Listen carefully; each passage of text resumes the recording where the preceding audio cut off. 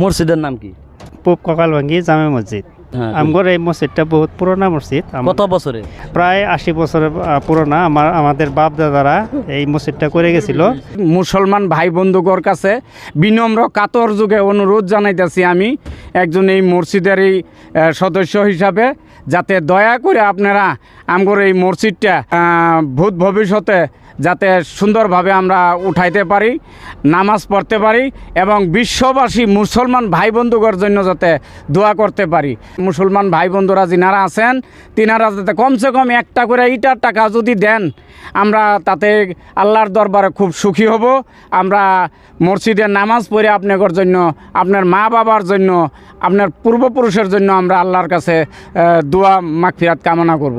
আল্লাহর ঘর জি ঘরের মধ্যে আল্লাহর বান্দা নামাজ পড়ে, ওই ঘরটা আমরা এনি টাইমই পরিষ্কার পরিচ্ছন্নতা চাই।